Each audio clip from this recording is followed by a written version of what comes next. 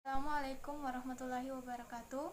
Perkenalkan, nama saya Nur Latifa, Stambuk O271914041, Program Studi Aquacultur. Di sini saya akan menjelaskan mengenai teknik penanganan ikan pada suhu rendah. Teknik penanganan ikan pada suhu rendah memang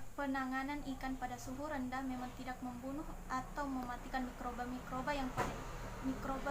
yang ada pada ikan, tetapi dinilai cukup ampuh untuk mengurangi metabolisme mikroba yang dapat menyebabkan pembusukan pada ikan.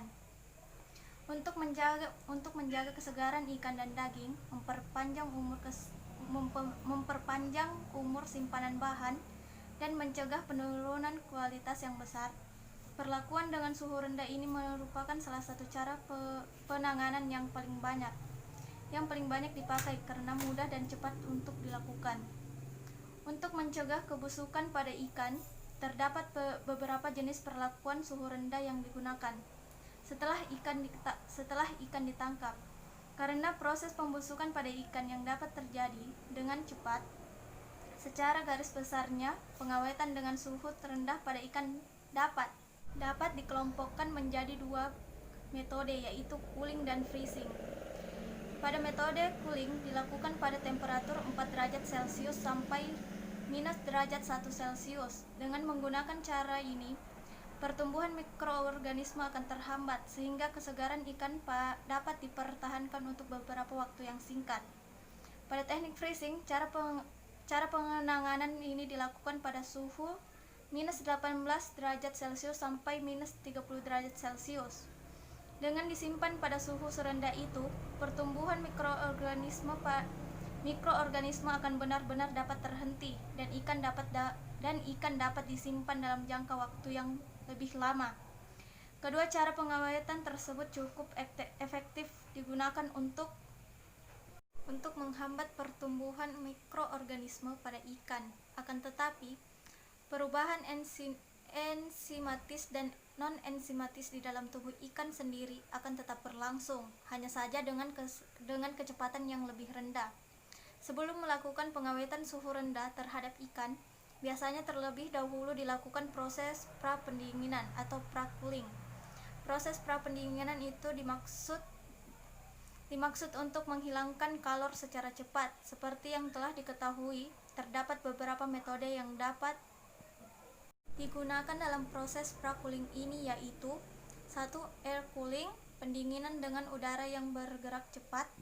2. Kontak es atau penimbunan dengan es. 3. Hydrocooling atau dengan perendaman dalam air yang disirkulasikan terus-menerus.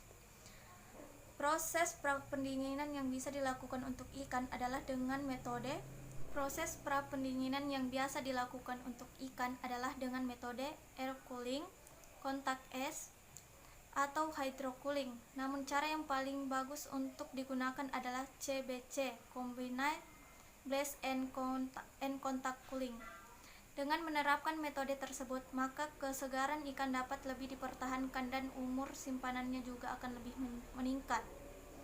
Selain itu, metode ini sangat dianjurkan untuk digunakan pada penjualan segar ikan yang telah di-fillet. Setelah segala macam usaha pendinginan yang dilakukan sebelum pembekuan seperti telah disebutkan di atas, memang sangat diperlukan untuk menjaga suhu ikan agar tetap rendah.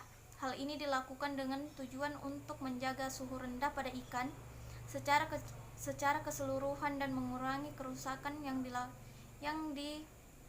diakibatkan oleh bakteri dan proses autolisis. Untuk mendapatkan suhu penyimpanan di bawah titik beku air murni, maka es yang digunakan dalam penyimpanan dingin tersebut sebaiknya dibuat dari air laut atau air garam. Dengan cara ini, maka suhu penyimpanan dapat diturunkan sampai ke minus 2,5 derajat Celcius. Terdapat teknik pendinginan baru yang dinilai lebih efektif untuk meningkatkan kualitas ikan, yaitu dengan mengaplikasikan slurry ice. Slurry ice ini merupakan sistem penyimpanan yang dibentuk oleh bola-bola kristal. Bola-bola kristal es kecil yang dikelilingi oleh air laut pada suhu di bawah 0 derajat. Pembekuan ikan berarti menyimpan ikan untuk disimpan di dalam suhu yang lebih rendah, yaitu jauh di bawah titik beku ikan. Pembekuan dimaksud untuk mengawetkan sifat-sifat alami ikan. Adapun beberapa ciri khas penanganan suhu beku pada ikan adalah: 1. Dalam keadaan beku, menyebabkan bakteri dan enzim yang ada dalam ikan akan terhambat kegiatannya, sehingga daya awet ikan beku lebih besar dibandingkan dengan ikan yang hanya didinginkan. 2. Pada suhu minus 12 derajat Celcius, kegiatan bakteri telah dapat dihentikan, tetapi proses-proses kimia enziminatis masih terus bekerja. Dan ketiga, proses pembekuan ikan dimulai dari suhu antara minus 0,6 derajat Celcius sampai minus 2 derajat Celcius, atau rata-rata pada minus 1 derajat Celcius. Yang mula-mula membeku adalah free water, kemudian disusul oleh bound water. Sekian penjelasan singkat saya mengenai penanganan ikan dalam suhu rendah. Wassalamualaikum warahmatullahi wabarakatuh.